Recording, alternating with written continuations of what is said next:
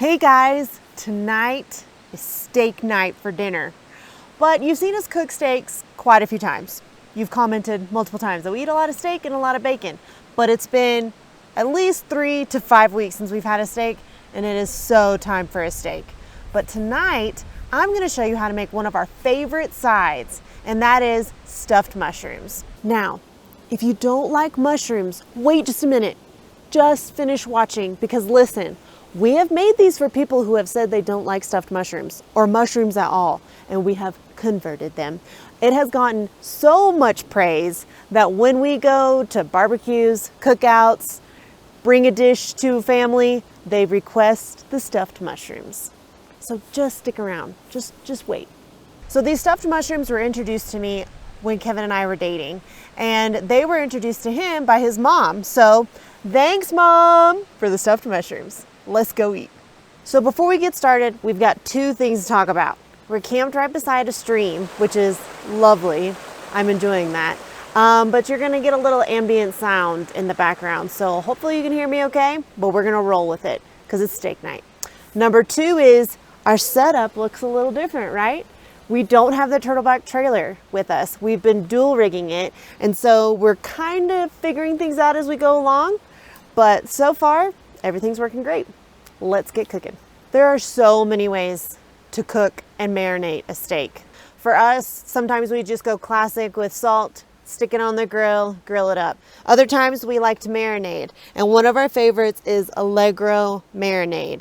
They have different flavors.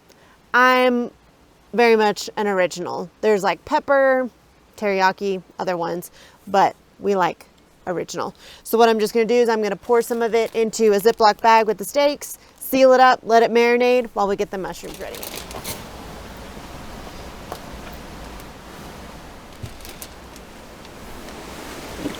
Might have been too much, sorry.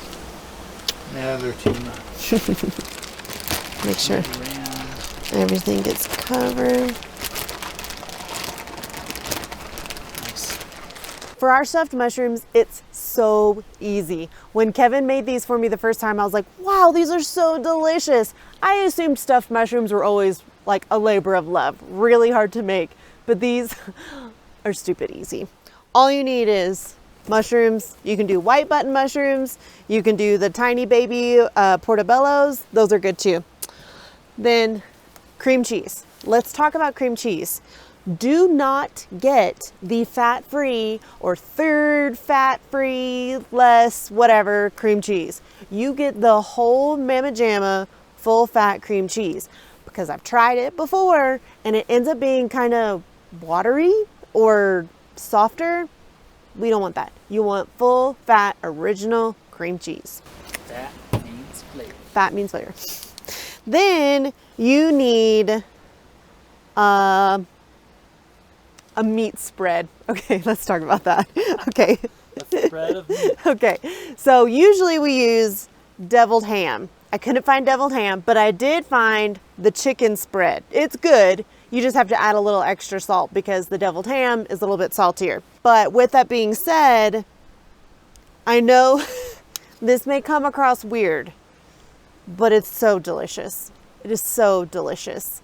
Also a great substitute if you can't find either one of these is potted meat.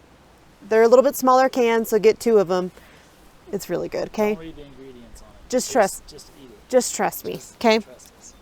That's what Kev had to say to me. I was like, I'm sorry, I'm eating smushed meat from a can in my smushed mushroom. In my stuffed mushrooms. Oh, yes, you are. Then some seasoning. You just need salt, pepper. We like paprika because it gives a nice smoky flavor. Garlic powder. And if you like a little spice like we do, you can add Cholula or Louisiana hot sauce. Let's mix.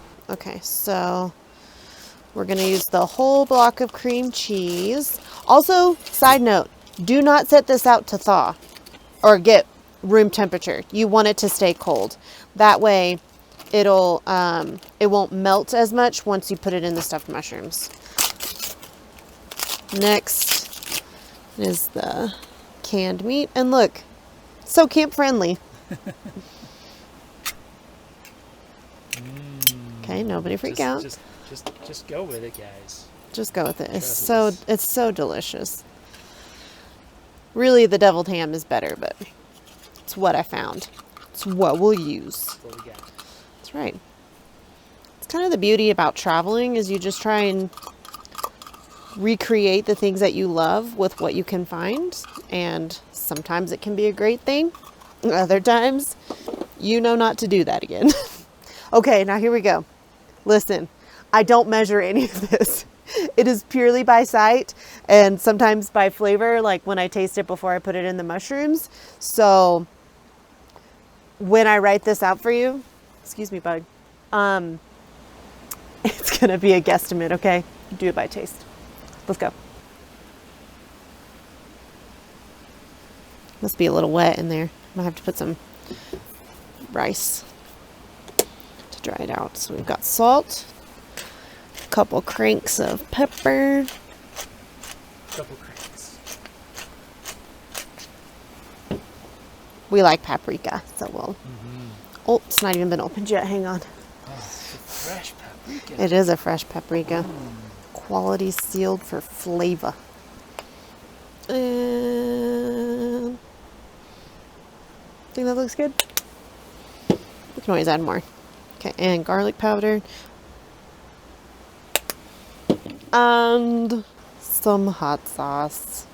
Oh, look at that. And now, as one of our favorite YouTube chefs says, we mix. Thank you, Sam. Beautiful. Yeah, it looks so good. Can't wait to just eat it with a cracker. It's really good just as a dip, y'all. Yeah. I know you think we're crazy, but you just have to try it first. Yes. I think we're mixed. All right. Now, to test it, we always get a cracker and taste it.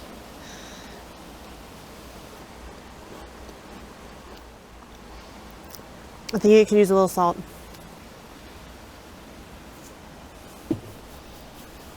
Now, if it was deviled ham, you probably wouldn't need that much salt. All right, now that we've got the stuffing mixed, it's time to de-stem the mushrooms and stuff them. So now we're just carefully pulling the stems out. How do you do that? And what you want to do, I'm getting there. And how you do it is you want to just carefully rock the stem back and forth and it'll come loose. So we're going to rock it back and forth and it'll come loose. So easy. Yep. These are big mushrooms. We'll have a lot of stuffing left over.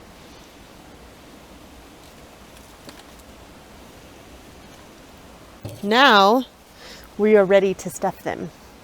So what we'll do is we'll grab our mushroom cap and we'll get a spoonful of the stuffing and we'll just slide it on in. Now, stuff them full, y'all, like a mountaintop. Next, like a mountaintop. That color is so pretty. Almost looks like icing. Okay. Nice. All right, now to top it off, like we had mentioned before, crackers. You crumble them up really fine, sprinkle it on top, and it's so good. Adds a little bit of crunch and flavor. You can use Ritz crackers. That's what we like to use. You can use saltines. I just happen to have Toasted's multi-pack, and we're going to use the Buttercrisp that they have. So I usually just take, I don't know, how many is that? 3, 6, 7 at a time? Whatever's manageable. And crumble it over them generously. Oh yeah, baby. All right, now let's crank up the oven.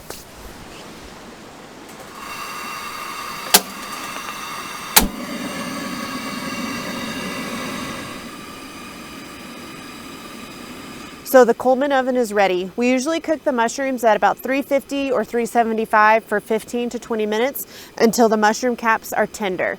It's already ready. Let's go ahead and put it in the oven.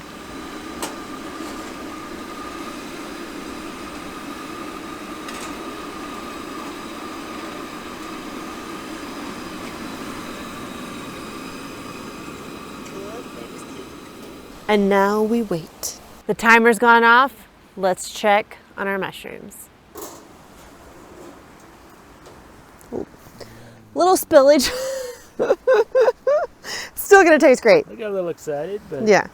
it's all right. I think because it was so hot at first. Oh well. First time cooking them in a camp stove. Oh, look at that. The smell. Yeah. The crackers smell so good. It smells like fresh baked bread. It's gonna be good. Let's do it. So we're getting ready to cook the steaks, and Kev had the great idea, and I kind of thought about it earlier, but I didn't really know how to pan out. But since he came up with the idea, it affirmed what I was thinking, is that we're gonna keep the mushrooms in there, and it's got a little handle, so we're just gonna pick it up and move it so the mushrooms will stay warm while we cook the steaks.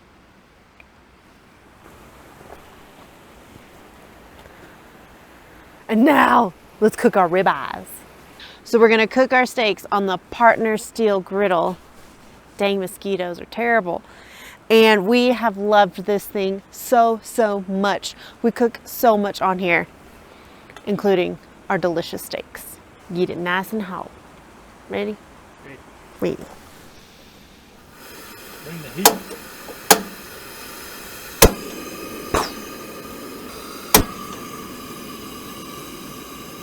So our steaks have been marinating in a marinade juice. And one thing that I have learned about cooking meat, and specifically browning meat and or searing meat, is that you want it to be dry. Otherwise, it just steams it. And I want a nice sear on our steaks tonight. So I'm actually gonna pull them out and pat them dry with some paper towels, lay them on a plate, and then we'll be ready to salt them and stick them on the griddle. Those beauties.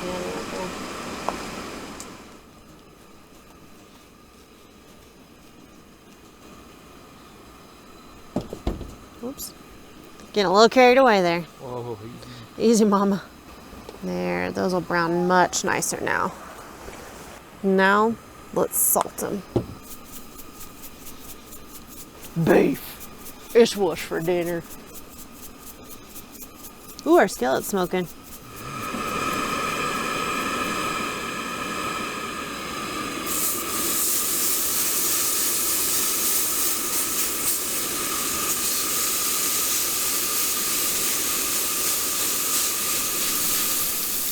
And we like to salt liberally. Kind of creates a nice little crust, like a classic steakhouse has.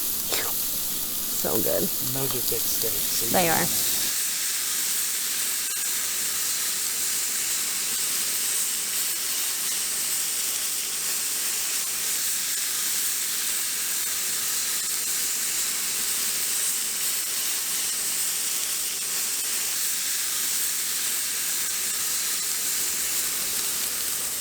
See, look at that sear. And no, I'm not pressing the juices out. I'm just pressing it to where the steak makes full contact with the griddle, and that's how you get the nice char.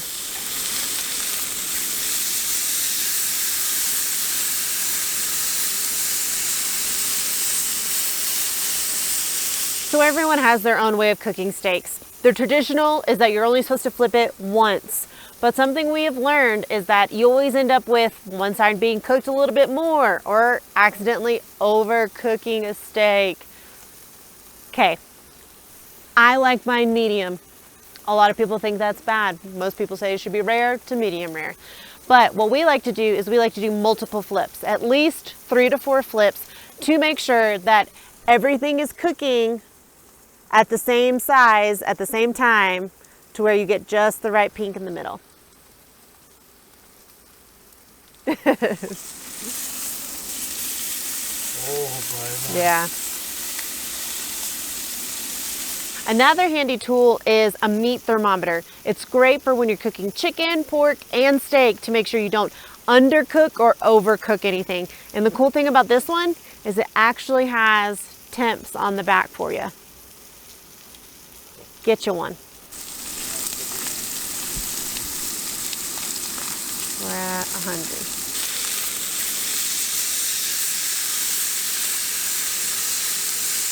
Ooh, grease fire.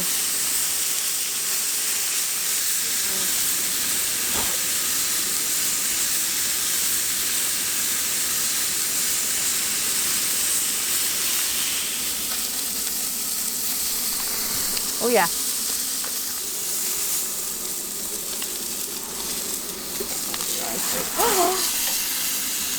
It didn't burn me. It scared me.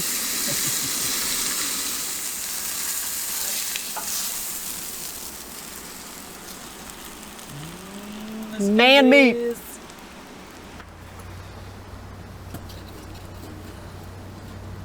Oh yeah. Just right. All right, so Caroline and I usually share a steak. She's already digging into hers and said it's great. How is it? Now it's my turn to test that.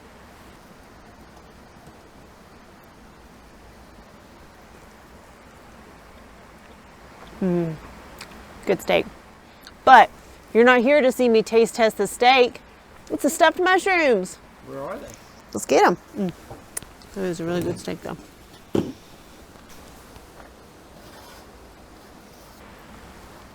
Let's try this one. Oh, fork tender. Oh. Oh yeah. Yeah, that's the stuff.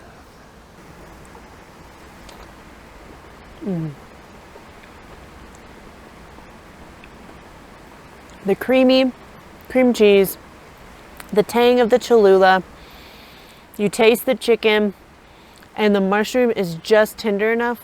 Oh baby, these are good, Kev. Let's get in them. It's delish. It's probably gonna be the best steak you ever have.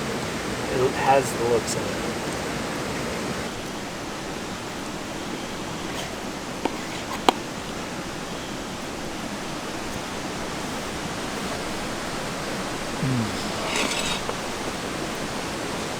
Oh my goodness. It might be the best combo ever. That is good. Wow. You like the heat? I do. The Cholula, it just takes it up another level. Yeah. Oh, so good. And the steak, perfect. That crust, I mean, you can hear that crust. So good. Good job. Thank you. Let's eat.